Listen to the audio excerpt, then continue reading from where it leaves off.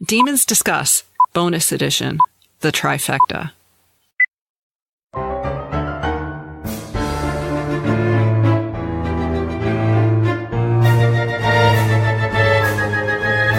Welcome to Demons Discuss, the unofficial podcast about the All Souls universe and the topics that orbit it. We are your hosts, Angela, Jean, and Valerie. I'm Valerie, and with me is Angela and Jean. Hello, ladies. Hello. Hello, everyone. And what are we talking about today, Jean? We're talking about Times Convert. I'm so excited. Yay!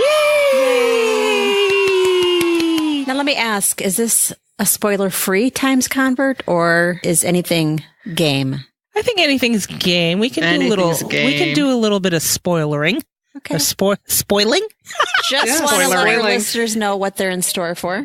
That's right. So Be aware. There's going to be spoiling happening. Because demons do what demons do. Exactly. So if you haven't finished, come back at a later date and press play. If you don't mind, continue on. Right. So, sponsorship time. Let's do that. This podcast is sponsored by our wonderful patrons. Our patrons are the ones that keep you from listening to us talk about products we don't care about. Instead, we get to tell you about our patrons. Our patrons are listeners like you, and they help us keep our microphones on here at Demons Discuss and keep us ad-free. Angela, why should our listeners become patrons? They get all sorts of things, including a double dose of demons. So that would be a demon episode every week, plus all the fantastic swag at various levels. Swag! Yay! And you know what? You are the over-deliverer, Valerie, because you'll get, even when you send like a giveaway prize out, you're like, here's extra swag. So you just never know what you're going to get. Yes. You always get the promise fulfilled, but then sometimes you get extra. Yeah, I'll throw some extra stuff in there. You never know. You never know. It's like a gift with purchase. Right. I've always wanted to be Oprah. She's my hero. A little something extra. Look under your chairs. Oh. And one of these days we're going to do that. Literally. Oh. Look under your chair. Look under your chairs. And watch. People listening to us will look under their chair and look silly. Not today, people. Not today. All right, guys. So if you're interested in becoming a patron, go to patreon.com/demonsdiscuss. Okay. I think we should go to our discusser emails, but I have a speak pipe from Lauren. Ooh. Lovely, Lauren. Hi, Demons. It's Lauren. I just finished Times Convert. It's late, and I'm so happy with this new book.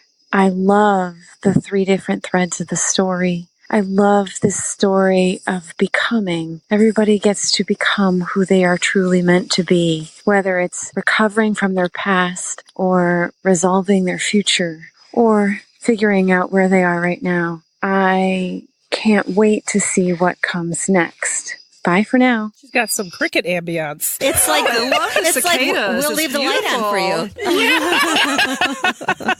I love how, and I mean this in the small t sense of the whole Twilight, and I can picture her sitting on her little porch and fireflies and the cicadas. It's just, I love it. Yeah. And I love what she has to say. Yeah, I do too. I agree wholeheartedly, Lauren. All right. So let's go to our discusser emails. Go ahead. Start with yours, Jean. Mine's from Terry. Yay! I finished Times Convert in 3 days. I took my time because I wanted to enjoy it slowly. I've also listened to it on Audible more than once. I tend to re-listen to books rather than reread them if I have the audiobook. Marcus's story was so moving to me. His human story with an alcoholic father is so common. My own father experienced that with his. Maybe the story will help me understand my father a little bit better. Matthew and Diana's child-rearing experiences are so true to life. I can remember similar conversations along the same lines of, oh, so this is my fault? Yep.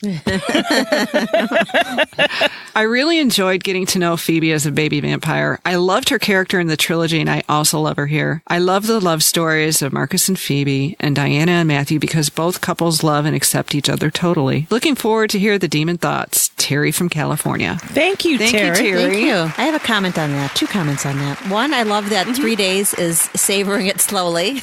In All Souls time. Yeah. And she's not wrong. wrong. No, I know. Exactly. Exactly. And two, I love that the concept of using characters and their experiences helping you in your own life, about Marcus's alcoholic father. Just because I take comfort in, as you know, Sarah. And it's just this particular time of my life. I might, move away to a different character in the future, but I think that's really neat to take solace and learn from characters. And to me, it's just a sign that Deb is so brilliant at crafting these characters. Exactly. They speak to your real life. I mean, that tells you that there's depth and real emotion behind it. As she said at the con, or maybe someone in the audience said at the con to her that she likes when she sees characters that resonate with you. And she says, yes, they see you. So they see your struggles. And that's what she's pointing out, that they know what you're going through. So I have one from Christine, and this is from our 360 camera girl. Hello. Yep. She says, I really enjoy this story and I love the back and forth in time that happened. I love following Phoebe's transition and finally learning more about our revolutionary Marcus. His story really reflects who he is, and to learn more about Freya, even some about Miriam because of reactions to Phoebe. We see how much Matthew has grown as a father because of how he interacts with Marcus and now the twins. Diana has really brought out another side of him that doesn't seem to have been there since his first family. His nourishing side. I love how at the end Marcus was finally ready to go back home to show his human history to Phoebe and how the relationship has grown, quote unquote, evermore. Sincerely, Chris. Thank you, Chris. Thank you, Chris. Thank you, Chris. I love Matthew's second chance.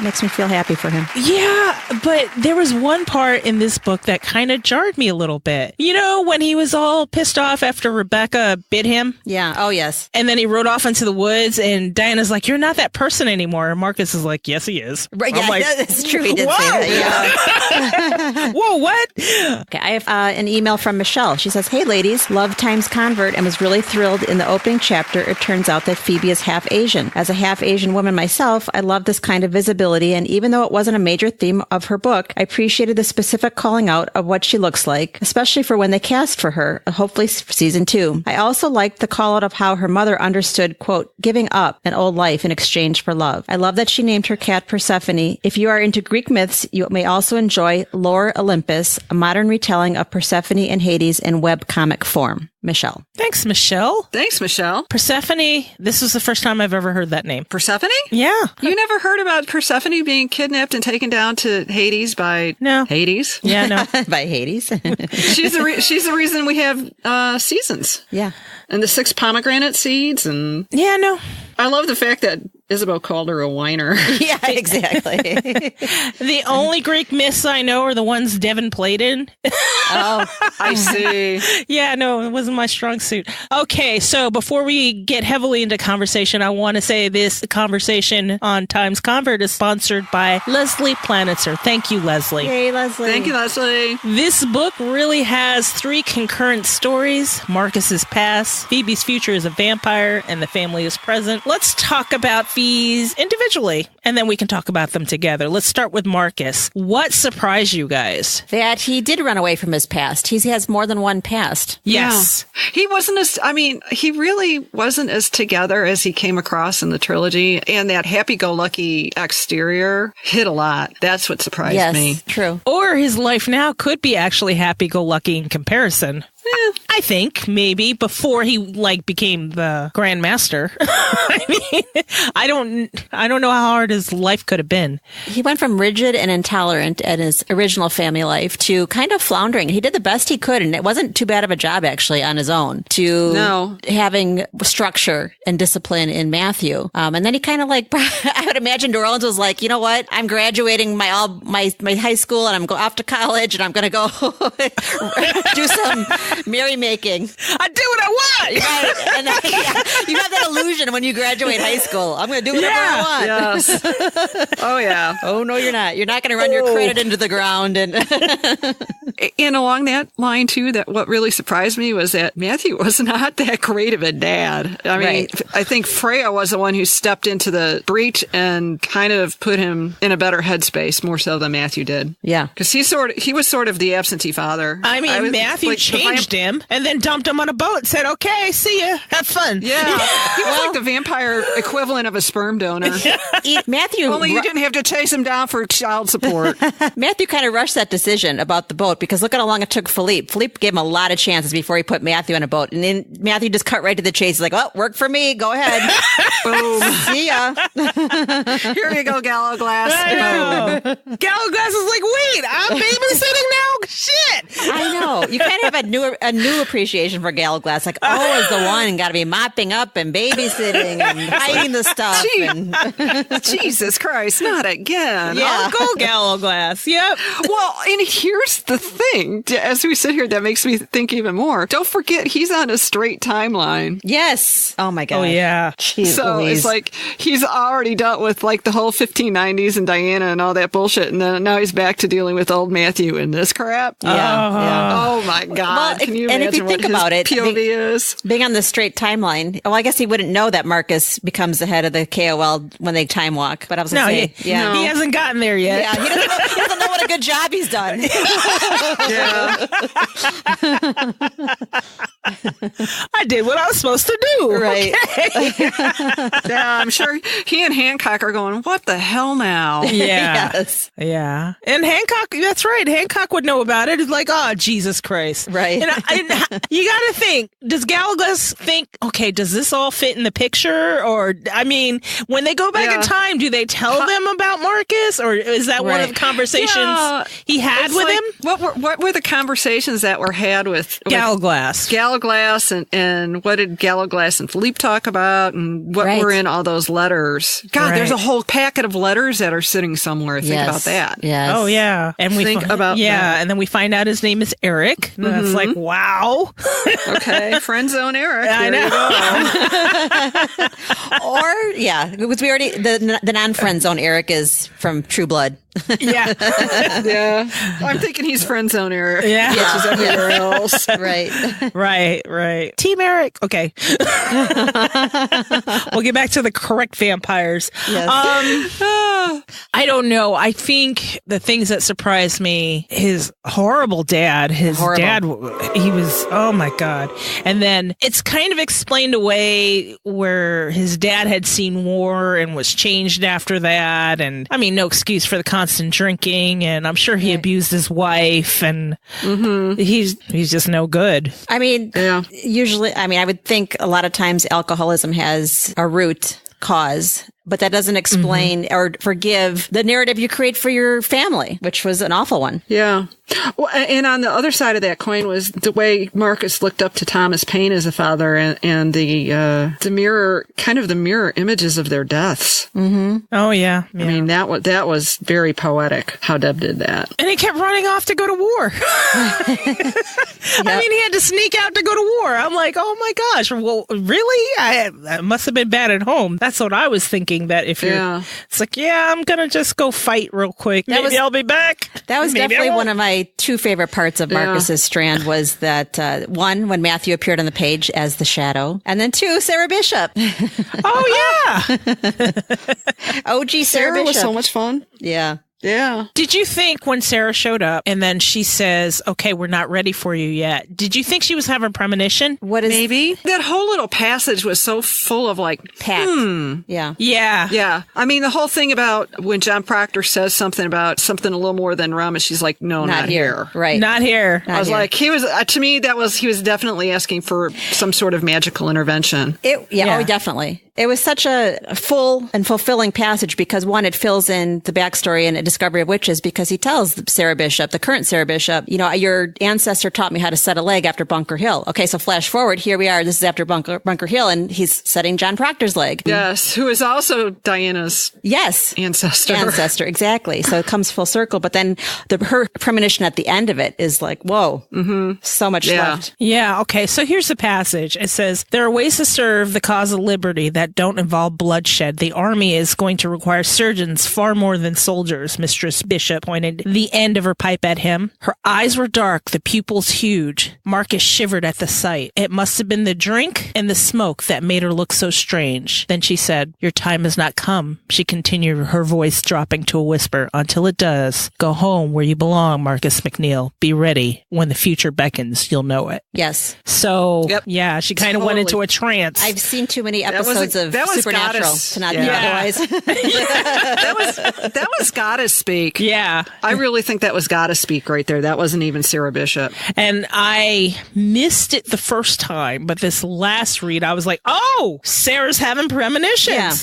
Yeah. Well, here, think about this too. She was in a field hospital. She really was. If you think about it, she was constantly standing at the crossroads. Yeah. Yeah. With, she's standing in the middle of life and death right there. Yeah. She was neither here nor there. So definitely. So what did you think when he took ill and Matthew changed him? What was your whole impression of that transition for him? I could say after the fact when he's like, well, don't you remember I told you that? And I'm like, the guy was like on his deathbed. I mean, he was starting to annoy me a little bit. Right. I thought I heard something like that, but I thought I was dreaming. Yeah, It's like that. Yeah. Come on, Matthew. You thought you were with the Virgin Mother and St. John, for God's sake. Yeah. Well, and the reason that he did it. You're busting his chops. It's almost like Matthew went after people because they fascinated him. Cecilia, a Marcus. He was charmed and fascinated. Yeah. Or fixated. It's a very immature. It's kind of like poor impulse control, too. Yeah. Yep. And when I mean immature, it's like that's something a child would do. It's like, ooh, this fascinates me. I think I'm going to take it apart. Right. I still do that. Oh, yeah. Do you think that might be Matthew's demon blood, too? Could be. Yeah, could be. Because he wants another trying to figure out what makes it tick. Offshoot of his blood rage? Probably. I think it's just something like the only thing I can relate it to is like some kind of an OCD. Once you're fascinated, once you're like I have ADD and hyperfocus. So once I'm focused into something, it's hard to break it. I have to pick it apart and figure it out. Otherwise, I'm never going to leave it alone. Mm-hmm. I see. So I don't think Matthew's that different. No, and he's very intense. I mean, look at the call to mate with Diana versus Marcus's call to mate with Phoebe. I mean, it's undeniable and it's strong, but Matthew's is always like so much more intense, whatever it is. Yes. Yeah, there's always some sort of, as I'm sitting here right now thinking about it, it's like there's always some sort of element of impulsivity with Matthew. Mm-hmm. And I think this part of the story really bears that out. Yeah. Very much ruled by infatuation and emotions. Right. So what did you think of present day Marcus when we see him interacting with the present day family? I liked it a lot more. I've had a long road with Marcus. I've always liked him, but now I enjoy him. I enjoy him. Yes. Yeah. I had a clear picture of him sitting on the deck that Matthew had built upstairs at the castle, like the lookout, but he was using it as a deck with his glasses on. I could totally picture it. The lookout that also looks like it belongs on the top of a New York apartment building. Yeah. That's what I kept thinking of is like, and this sounds crazy, the Sex and the City where they were always up on the roof. Oh, yeah. Yeah. Like that, but a little bit fancier. Yeah. Jean, you and I had discussed briefly, I didn't see when Fernando declined to lead the KOL in A Discovery of Witches and he compared Marcus's charm and charisma to Philippe. I'm like, I don't see it at all. But Jean, you had brought up some passages here in Times Convert that Deb is subtly filling in. And now I can see it. I can see more of the comparisons the more we know about him. What passages specifically? Jean, you brought up his advice to almost like the think, stay alive advice. Oh, yeah. He basically did the think, stay alive speech. I love the way he blurted out that, y'all are putting Philippe on a pedestal and he doesn't belong there. That was one of my favorite parts of the whole thing. And then Ghost Philippe is going, yeah, he's right. That was the best part. Ghost Philippe. Oh. That just cracked me. Ghost Philippe was probably like, that was a lot of pressure. Right. Yeah. Yeah. And just like when you're the parent, you can't let your kids think you don't want them to put you on a pedestal, but you can't let them think you're not in charge and know all the answers. You have to stay alpha male, man. Right. I am the alpha. Oh, when he was talking to Gertie, that's right. Yes. Yeah, and he's like, you know what? Just keep your head down and Oh, yeah. Yeah. keep your opinions to yourself. This is at the whorehouse, right? Yes. I also love that in that whole same passage, it was like, oh, the Marquis only brought a dozen men with him. And I think two of them were Matthew and Hancock, I think, was floating around. And it seemed like there were Knights of Lazarus running around on all sides because Baldwin was with the Jaegers, and then John Russell kept coming back from the dead as different John guys. Russell, freaking Marcus when the he was fuck like, out. he was like, Cole? I was like, what? Yeah, and then, that was a good acting job. oh my God, that was so hilarious. And then he was a third person, and it's like, wait a minute, that's John Russell. He keeps popping up everywhere. I know, it was almost a joke in a way. Yeah. Right, It was yes. kind of like a running gag. It's like, you again? Yeah. I love that. Trying to think I if love there's that. anything else about Marcus that really stuck out to me. No, he kept saying that he was waiting for proper father or something like that. I'm paraphrasing. True father, I think. A true father, yes. And I was always wondering, was that Matthew or was that one of his other father figures along the way that he kept Or Thomas Paine? I don't know. Oh, Maybe and they were fathers in different aspects. There was Yeah. Dr. Otto and Zeb. Zeb, yes. And Tom, the other doctor, Tom, was it Tom Beckwith or Tom, the one that he wasn't supposed to be going to see because his father wanted him to use the other doctor in the Right, village? he kept going to this doctor for salves and stuff for his Yeah, mom I think that was after Dr. she got Otto. beated. No, that was before Dr. Otto. Oh, okay. Otto, Got yeah. it. Otto was the one that was who plucked him out of the Yes, that's right. associators. Yes, correct. You're going to be my assistant. Do you wonder if Dr. Thomas, whose last name is escaping me right now, he had a lot of herb lore. Do you think maybe there was something a little witchy going on with him that Obadiah didn't like? I think medicine was like that back then, though. Yeah, well, yeah. But I'm just wondering if there was something more to Obadiah's dislike of the cheaper doctor. Huh, I don't know. Thomas Buckland. Oh, Buckland, yeah. Buckland. yeah. So that was the other doctor. Was that the one with the smallpox? Here we are with the smallpox again. Yes. Yes. That's one. Yes, the smallpox are back. The smallpox play a very large role here. The way the way Deb described it, though, oh my God. Yeah, it was much. I was like, no, this is too Yeah. much. Deb is very descriptive, Well, sometimes too much. But I think she also needs to make a point because, I mean, people now don't even get the vaccine anymore. They're so complacent. It's like smallpox is a big fucking deal and it's a miserable way to die. Well, they don't give out the vaccine anymore unless you're going overseas. Yeah. But people are refusing to give their kids measles shots. I mean, Well, yeah. simple stuff. And it's And like, that'll kill you too. come on. And the thing is, it's like smallpox is not, people keep saying, oh, it's eradicated. No, it's not. Not eradicated. It's just No. tamped down for now. It's very, yeah. So that's And interesting. there's a lot of, Oh, go ahead. I'm sorry. oh, I was just going to say, and I think maybe in a subtle, not subtle way, Deb is trying to make a point about vaccines in this book too. Maybe. Yeah, that's true. Yeah. So Marcus's full name, Marcus Raphael Galen Thomas Chauncey de Claremont. So we get a good picture of where those all come from now. Oh yeah. Yeah. I like it too. Which one of those names is your favorite? I like Chauncey. Yeah, you guys like Chauncey. I still like Raphael. I like Raphael too. I would like to see more of him being Raphael. We didn't get any of those snippets in this book. Yeah.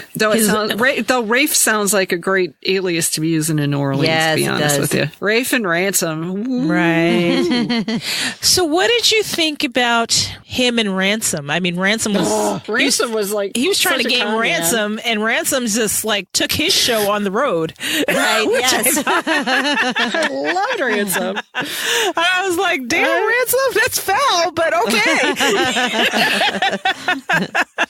Oh my God. He was like such a perfect con man. And the funniest thing is in my head right now, I keep seeing, what's the guy who plays Harvey Specter on Suits? I keep seeing Gabriel. God, I can't think of his last name. I keep seeing him as Ransom in my head right now, just because he's, you could tell he's always playing all ends against the middle and kind of running a con every minute of every day. When I first read that, I was like, oh, damn, this guy was no joke. Right. Oh, gosh. And so when we first met him, he was flipping a die constantly. And I was like, okay, that's where that came from. And it was probably loaded.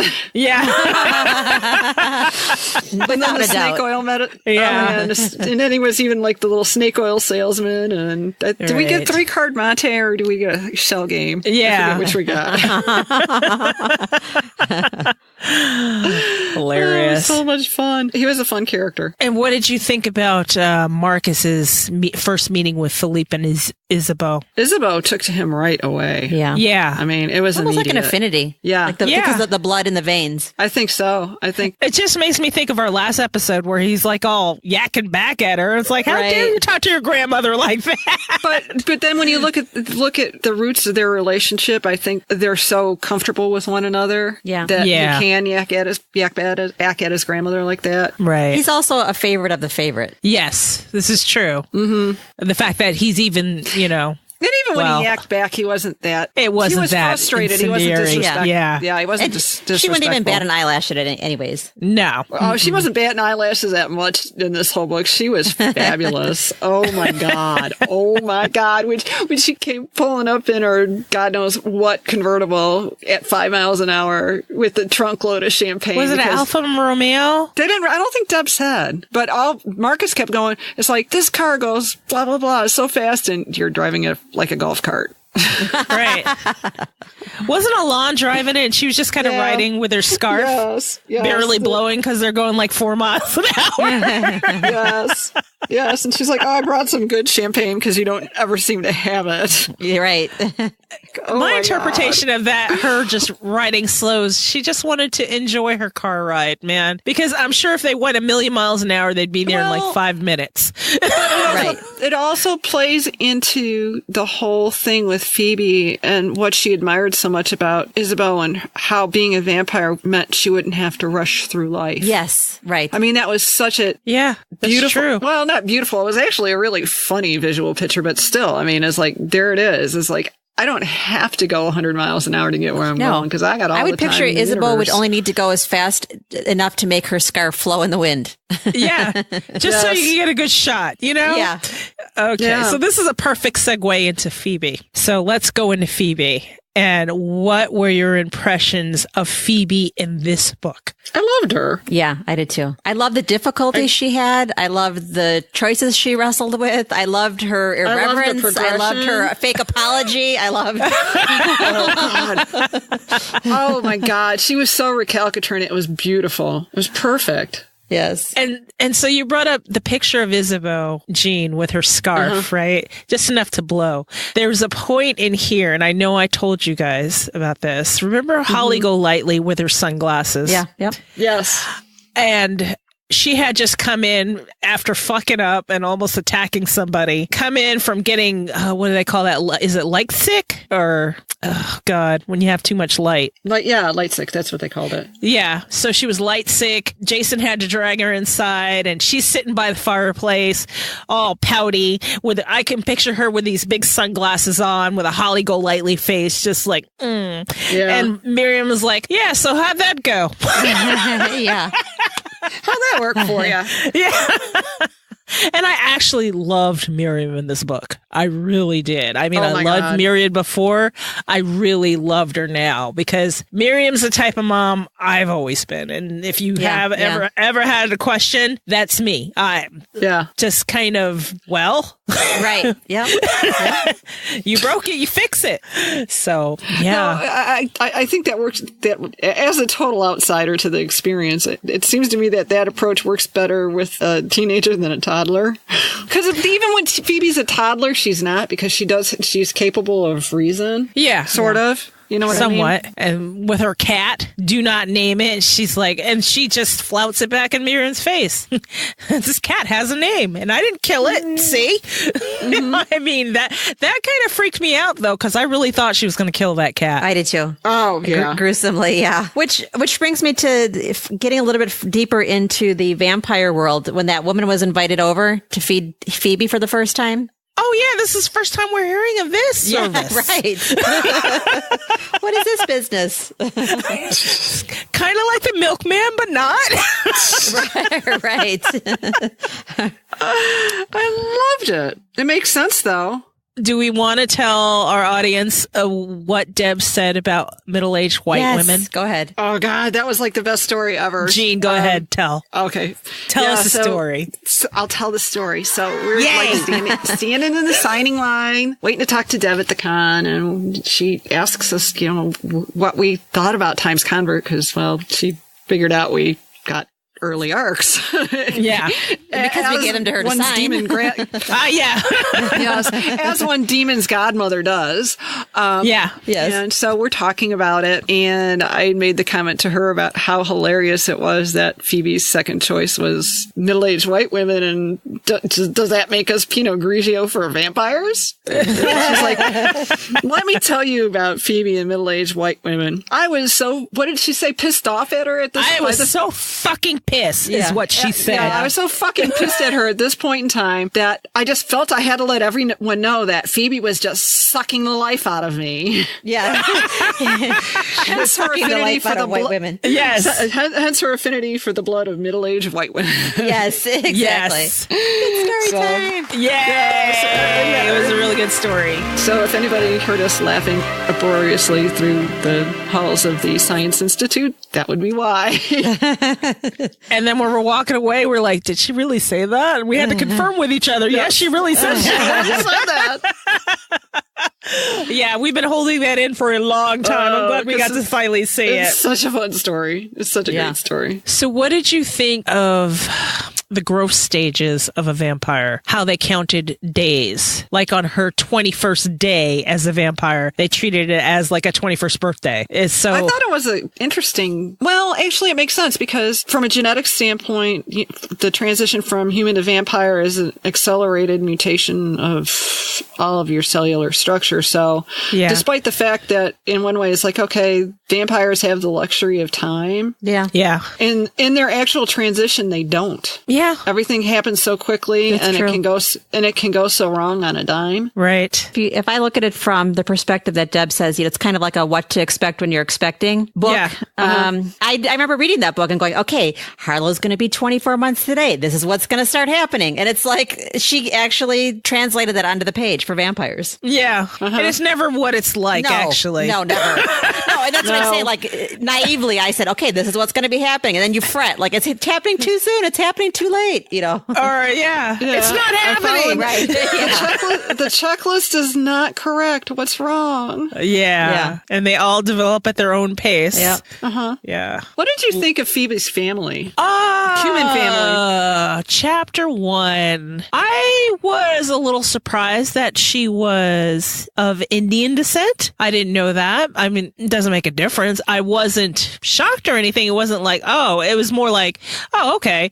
But I didn't get that sense from her. And I guess that's not part of her identity because she is mixed or something. I don't know. She was a diplomat's child. Yeah. I do like Deb gives us the outlines and then colors them in, so to speak, with narrative. Right. Oh, I couldn't stand her sister. I know. Well, Stella. Yes. Do you know what? As everything was going on about, why all those things that I don't like about Phoebe that were kind of actually ephemeral. It was actually Stella. Stella. I mean, those people were describing Stella. They were not describing Phoebe. Yeah. It's almost like Stella was jealous that Phoebe was getting to be a vampire. I think Stella was jealous of her getting to be a vampire. Stella was jealous that she was living in the lap of luxury with Freya, and she was like shrouded in this cloud of avarice every time she came onto the page. It was like, I would imagine that she felt that way. At least I picture she feels that way about Phoebe. No matter what Phoebe's lot in life would be, she'd always be jealous. Oh, Phoebe, of course Phoebe gets to do that. Of course Phoebe gets to do that. But it's like,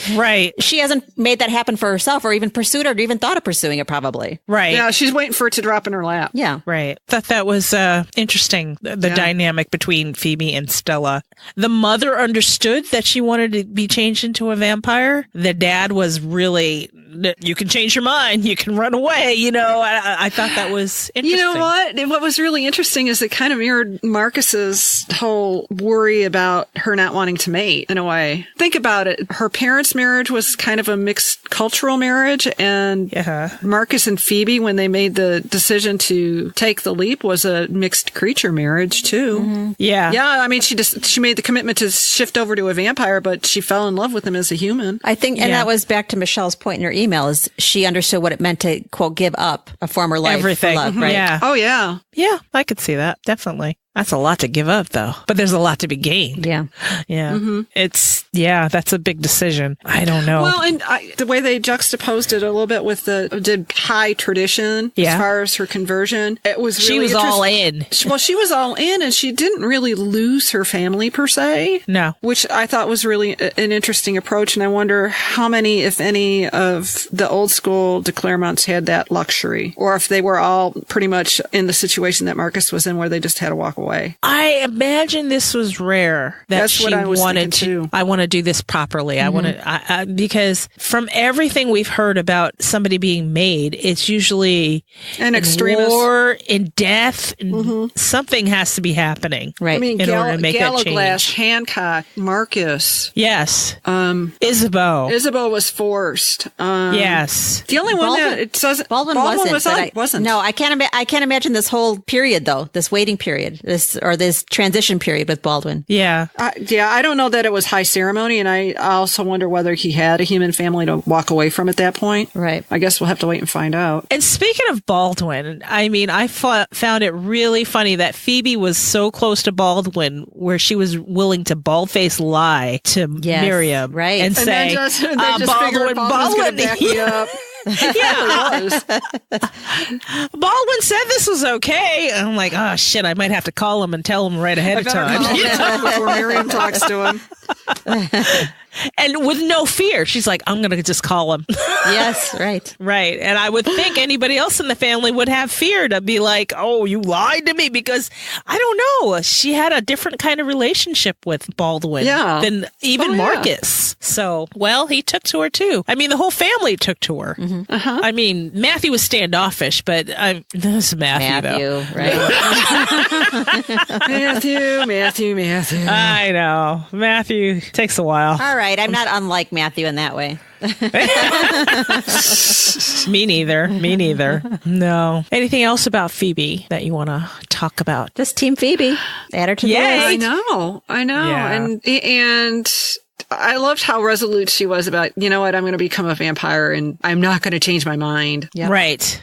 That's the word I'll always like associate. Diana. It's like, What? dude, you're not going to tell me something that's going to make me fall out of love with you. Right. And that way, Marcus is so much like his father because he kept giving her the out. Yeah, that's true. This is true. And I think part of Marcus didn't want to believe that she'd still even want him after she was changed. So it was like Matthew Light when it came to the romance thing. true. But I mean, look who he had to model after. Yeah. Yeah, I know. Because wasn't he a virgin when he was changed? He didn't have that. Veronique, of all people, is like, oh my God. Yeah. Like, of all the people to hook up with, she was like a racy girl. Well, he got jumped in the gang easy.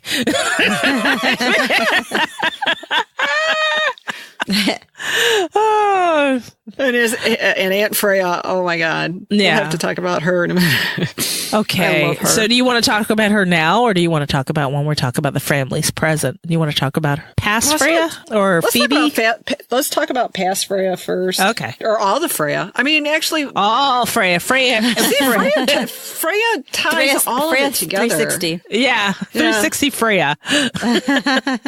I love her. I love that character so much. I think she's my new favorite. Sorry, Varen. Yeah. And she's Poor not Varen. how I expected her, which that's what I love, that it's never how I expect, because it's so much better than what I could possibly imagine.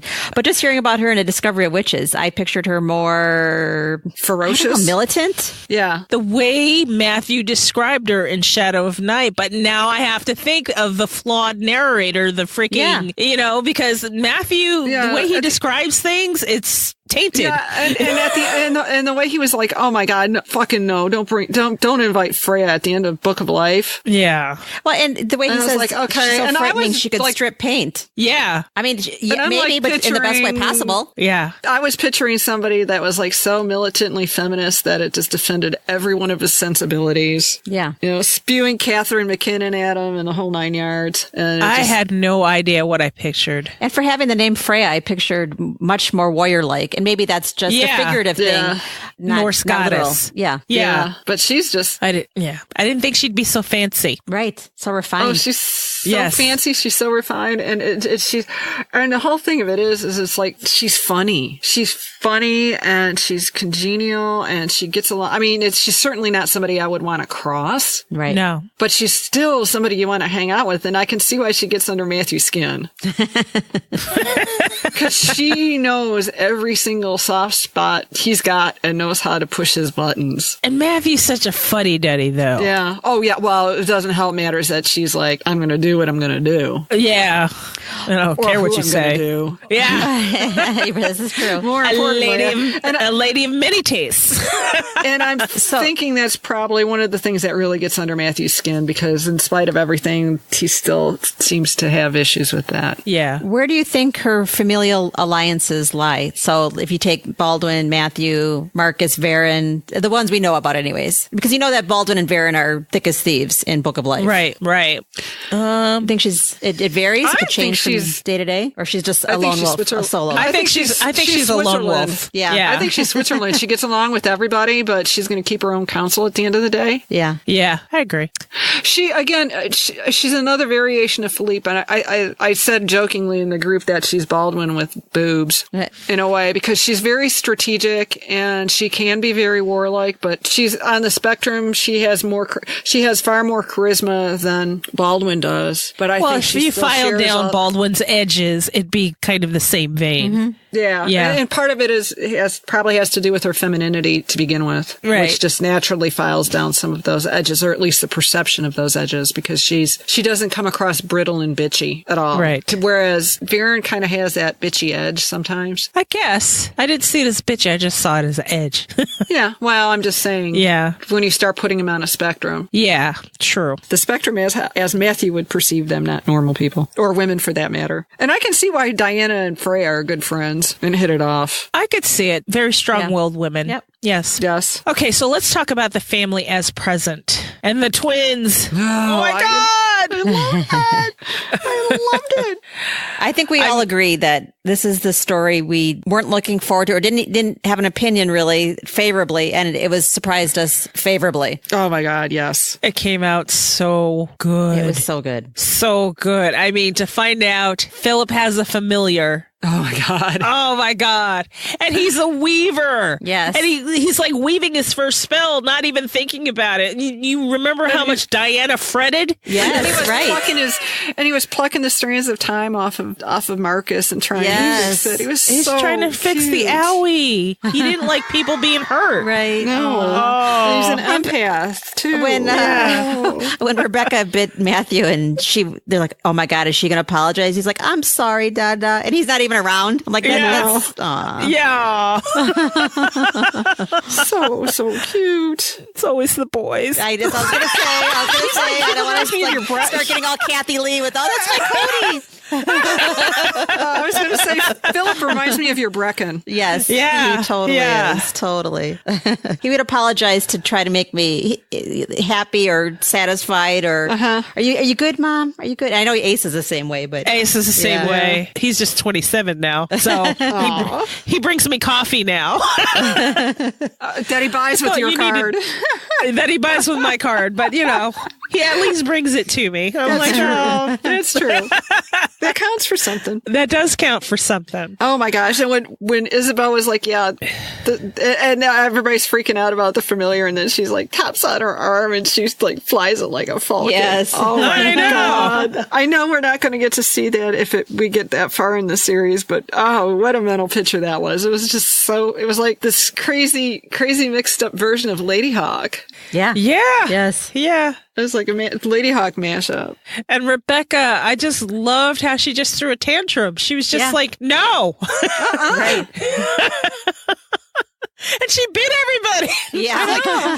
She was so frustrated by so much. I wonder what she was so frustrated about. Well, Philip's getting all the attention. Yeah, that's true. Mm-hmm. Philip has this new being to pay attention to. And is not paying attention to her. He's not paying attention to her. And the way she sees it, Philip belongs to her. Mm-hmm. They're twins. Yep. So that's how I saw it. But when she bit Baldwin, oh my God.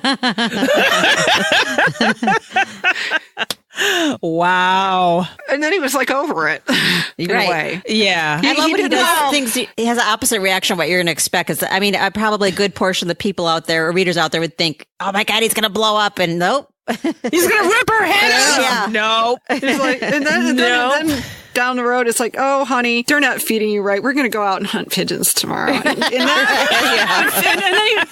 what I loved about it, he's like, Philip, we're going to take you too. We're going to get pigeons for you too. Aw. Yeah. I mean, he's still got the thing against witches. I mean, do you blame the dude? Yeah. Witches killed his daddy. You know, he's still upset about that. Right. It's not a long time ago.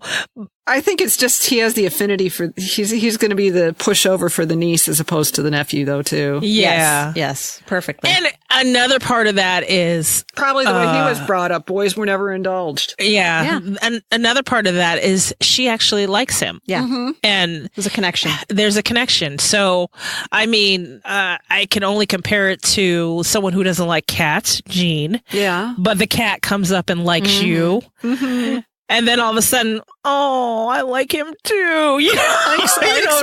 likes my Becca. Yeah, yeah. So it's kind of the same thing. I so do. if somebody, I think they recognize something in each other. Yeah. Which brings me back. Oh, yeah. Brings me back to my genetic questions with Shelley. Okay. Especially now. do we have to call Shelley and put her on the line? No. She's working on this. She put something in our chat box or okay. our event box. Okay. Not only with the Weaver and Isabeau, or the familiar. I'm wondering if, since we've got these fantastical beasts that are familiars, like the fire drake, and now we've got a griffin, and whatever mythological creatures are going to pop up. I'm just wondering if there's like the beasts have kind of a similar demon blood in them that just creates an affinity between the demon blood and creatures. I just think they're just an extension of them. Yeah, but Isabeau and Apollo had an affinity, and he's not her familiar, but she's a carrier. She's a carrier of blood rage, so she does have some demon junk demon DNA in her. Well, the way I see it is the griffin came from Philip, so he's part of Philip. Mm-hmm. Isabeau's blood runs through Philip, so. But what I'm saying is there's a genetic component to it too. Right. That is and why Rebecca has an affinity for Baldwin. Yeah. Oh, okay. Okay. I see what you're saying. But I'm saying, yeah, there's a genetic component because that's Isabeau's blood that runs through Philip. But okay, I see what you're saying. Yeah, and I'm still thinking that there's something about Baldwin that makes him a carrier, maybe. I guess we'll see. Blow the top of his head off if he ever found out. I know. 5 books ahead of us, Gene. Really funny. I'm not at that book you're at, Gene. Sorry, I jumped ahead and looked at the end. I know. Oh my goodness. Jean's got her own set of books in a parallel universe. I know. It's like I time walked to buy the rest of the books. She's got all the alternate ending books. Yeah. I'm going to pick page B this time. Yeah. Those are I love those books. I know. I know. Okay. So anything else to talk about as far as the book overall? I love the way they all played all the three different storylines played off of one another. Yeah. I think they made each of them stronger. Yes. Yeah. They were and while more each than story is some of their interesting, parts. I'm glad it wasn't a standalone story. I think it was perfectly to have them all three in the same book. I mean, somebody satisfies everybody. Somebody also offered the criticism that, these should have just been 3 separate novellas. But I like the way they dodged in and out of one another. Mm-hmm. Because it was almost like a palate cleanser sometimes. Yeah, yes. It made sense too. It made sense the way she did it. It's like we heard Marcus through his telling the tale to Diana, and then we heard about Phoebe because she was going through this change, and Marcus is freaking out about her, and so we'll flip back and forth from Phoebe to Marcus. And I'll be honest, it helped with a couple of times where human Marcus's war stories got slowed down the plot pacing. Yes. Yeah. I agree, it got bogged down a couple times. Yep, I was just going to say that. My personal opinion was Marcus had peaks and valleys valleys. And I don't mean when I say valleys like it was a bad thing. It just, like you said, it kind of got bogged down a little bit. And the twins were like all up on the uptick. And then Phoebe was nice and steady. Yeah. Because you were constantly worried about where she was in her development. And the present day story with popping in with the family was really nice because it satisfied that need. What are they doing now? Yeah. And I think it starts setting up for what's going to happen next without really saying anything. Yeah. Yeah. Because now I want to know what kind of familiar Becca's going to have, if she's going to have one. You're right. Or if it's going to end up being, what her special thing is going to be something different. I thought I had read somewhere that Deb had said we have yet to see what Rebecca's familiar is going to be. Deb knows what her familiar is going to be, but she isn't telling yet. Right. I'm interested. With that said, though, about Marcus's, I wouldn't have wished for anything else. Even if there are certain periods I'm like, okay, it still picked up and I still enjoyed it. I can't say, I wish it was this instead, or I wish it was shorter or less detail or more detail or whatever. I don't know. I like the whole thing. I wouldn't wish for anything else. Where did it slow down? The French Revolution or the American Revolution for American you? For me. Really? Yeah. There were some parts. There were some parts. A couple more pages. Like, I don't know. I'm like, how many more pages is in here? It feels like this should be a conclusion right now. And it wasn't. And it still went on. But then all of a sudden it started to pick up again. Right. Yeah. I enjoyed the American Revolution. The French Revolution slowed down for me. See, for me, it didn't, only because part of it is all of a sudden you've got grandma and grandpa and they're going, dude. Yeah, that's true. See, that's why that was just like boom, boom, boom, because it's like I was really dying to see what Marcus and Philippe would be like together. And that section really sailed for me. I really enjoyed Marcus's journey when he's on his own trying to make his way. Yes. Yeah. In his life. And I felt like in the French Revolution, he was kind of looked over too much. It was too much. Yes, right. It felt like too many people over his shoulder just watching him. But that was the whole point. I know. With him being the vampire from the Age of Reason and then trying to assimilate into this really micromanaging patriarchal medieval clan. And it's almost ends of the spectrum that human Marcus was totally living the think, stay alive all through the American Revolution for many reasons. For many reasons. Yeah. Yeah. It's almost like he came prepared. He was even doing that as a child with his father's mercurial moods. Yeah. And maybe it's not just Marcus. Maybe it's the time period. I mean, your job was to survive in a lot of cases. Yeah, sink or swim. You know what I mean? Yeah. You get the crops in, you get them picked up, you feed the chickens. There's no grocery store. Yeah, there's no grocery store down the street. Survival of the fittest seems so elementary now, but I know. Well, duh. It is pretty elementary. Oh, no joke. Okay, so I think we've picked this clean. I mean, before we get into chapter reads, after we do Book of Life. But yeah, I really enjoyed that. I did too. God, I loved it. The end was perfect. It was like the quiet, sweet, perfect end that it needed. I thought the whole book was nice and calm and quiet. Yep. After all that drama with the trilogy. Oh, yeah. Yeah, it was so enjoyable. Like, seriously, thoroughly enjoyable. Now, I didn't tackle the audio yet. Valerie, you have? I have. What do you think? And the narrator takes a few chapters to get used to after Jennifer Akita. Mm-hmm. There are some pronunciation differences with Mart and Marth. Mm-hmm. She says Marth, and from what I read, Deb says they're both correct. Right, I read that too. So in my head, I'm always hearing Mart because I got so used to how Jennifer Akita says it. She does the children's voices beautifully. She can drop she can get her voice in that high range, and it sounds just like a child, and she does them beautifully. Even when she gets into the Diana voice, it's still good. It takes getting used to. I'm not even gonna lie. It's kind of jarring when you first hear her. And Matthew is kind of hard to discern from maybe another male. She does an excellent French accent to the point where it's like authentic French accent versus accenty accent. Yeah, right. Versus when we hear a French accent on TV, that's what we expect from Jennifer Akita. Your Isabel impression. Hello. No, Jennifer Akita is way better than that. I know. Mine's Julia Child. Yeah. But yes, I recommend listening to it. It is going to be jarring for a few chapters, and I just powered through it. It's really good. It's just a matter of getting acclimated then, really and truly. It's just, like I said, I know I've said this in another episode, people don't like change, they like consistency. You just have to be open-minded, and once you just relax your brain and stop worrying about it, it's fine. Right. See, it's totally fine. And I still think my idea of going with a male narrator probably would have worked out a lot better. Really? Only because then you're not comparing apples and apples. Yeah, that's true.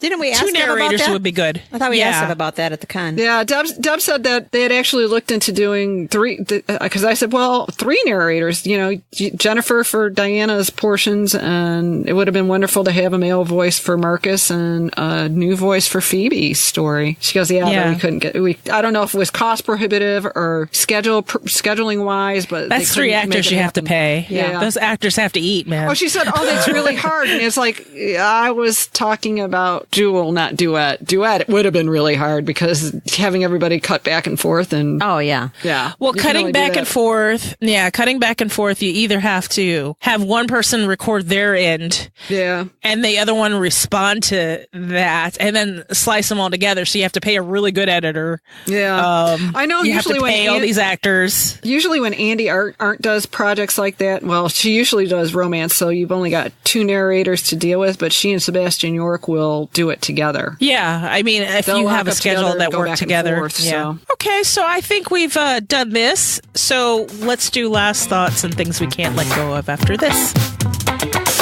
Find this show wherever you listen to your favorite podcasts. Contact us. We are at demonsdiscuss@gmail.com. Leave us a voicemail, 360-519-7836. Or leave us one on SpeakPipe, speakpipe.com/demonsdiscuss. Hit us up on social media, and we are at Demons Discuss or at Demons Domain. Join our Facebook group, Demonic Discussers. The keys to get in are in the show notes. And if you're listening on your mobile device, click the description. It'll be there too. Become a discusser. And there are 2 ways to do that now. And if you're in the U.S., text ADOW as in ADOW, as in a discovery of witches. So text ADOW to 444-999 or visit demonsdiscuss.com. Scroll down, fill out the form, and spam our code, and that's it, you're a discusser. Visit our main site, demonsdomain.com, to see what we're up to. And if you like what you hear, leave us a 5-star review on Apple Podcasts. Keep Angela alive! So go ahead with your last thought, Jean. I hope we make it all the way through in the series so we can see Times Convert on the screen. Because I think Ed Blumel... I don't think you have any argument from Val. Oh, do this. Oh, this book on the screen would be so fabulous, really and truly. Shh, I'm picturing it. So nice. I won't say anything else. It would be great. He'd be great at this. Oh, I'm pretty sure. Yeah, and here's my other last thought. Deb decided to go there. No, it's a lot less fade to gray. Yeah, she did. And it was all very tasteful and beautiful, and it was great. It was good. What did you think when because the whole Matthew thing and the bundling and all the bullshit, I kept thinking, so before Phoebe became a vampire, did they do it, or was he modeling his dad? No, they did totally it before. Did it. They totally did it before, right? No, they totally did it a lot. You had the exchange of the Christmas present that made her blush. Yeah, they totally did it in every damn room in Septours. Are you kidding me? Yeah, they did it on Philippe's desk. I was still wondering when I opened this book. I was just like, okay, so is Marcus taken after his dad? And then I read further. I'm like, oh no, they've already done this. Maybe that's why there's not that much longing. The deleted chapter introduction for Barnes and Noble. Deb was talking about how it ended up. She kept trying to write about that time period while Diana and Matthew were time walking and what was going on with Marcus at Septours and all that. And that deleted chapter is part of that. But she was saying how it kept bending the timeline and the time and the flow out of whack. I'm just wondering if she, part of it also is dealing with their quote unquote courtship. Well, yeah. Yeah. Because she's been very blunt. You're not going to see their courtship. Yeah. I think they were fucking like bunnies. Oh, all right. Angela. What are your last thoughts? I just have a big to-do list with Times Convert yet. I haven't even just been busy with life, and reading the book. It hasn't been enough. I haven't done our Pinterest boards. I haven't listened to the audiobook. I haven't listened to the playlist, which I don't normally do, but I want to see what's on it at least. So my to-do list for Times Convert is long. Oh, it's very long. Mine as well. I'm just finally reading it the second time and actually highlighting stuff and doing some notes and whatnot. And I haven't even gotten started really digging in. So when did our life start getting so busy where it's like you have to make a to-do list for All Souls stuff? I mean, seriously. It's insane. It is insane. But I love it. Okay. I guess my last thought is I want to remind people that submissions for Ask a Demon is open until the 20th of October. So remember, Ask a Demon is only voicemail, SpeakPipe, or you can send us a voice memo. Make sure it's between 1 to 3 minutes long. You can either send a voice memo to demonsdiscuss@gmail.com, call us at 360-519-7836, or contact us on SpeakPipe, and that's speakpipe.com/demonsdiscuss. And that was my last thought. I think that's it. I think we're done. We good? We're good. Yes. Yay! Yay! We can't wait to get into this chapter by chapter. I know at the micro level. I know, but we still have half a Shadow of Night. I was going to say, I don't know if our audience, good or bad or otherwise, realizes how many episodes we have to do between the books, the TV show, the everything. We'll be doing this. We'll be doing this for years. Yes. See, as we always joke, we're like, am I going to have to put this in my will? That's oh my God. That'll be like when an author passes away and then they have another author like, I don't like how they wrote that. Oh my gosh. Oh my gosh. Well, we'll know when to end it. Yeah. Oh, and we should probably tell you guys, we have worked out how we're going to do the TV show. When it airs in the U.S. is when we'll start releasing episodes very soon after. We're going to start releasing episodes. They're going to be weekly. We're not going to do any save it for the show or housekeeping. It's just going to be the TV show. And it's the after show will go on as usual, fortnightly. And then after we're done, we will revisit episode 5 or take 5, which was our original TV show. And we will compare notes, what we wished for back then and what we got. And that should be fun. Very. And then we'll go back to our fortnightly schedule doing chapters and bonus editions and character studies and whatever else that comes to us. So yeah, that's it. I think that's a good plan. Excellent. I mean, it's the plan. Who knows? Plans Who knows how change. that's going to go? Yep. Okay. Yeah. So you guys ready to say goodbye? Yes. Yes, ma'am. All right. Goodbye, everybody. Farewell. Demon kiss. Mwah. We'll talk to you next time.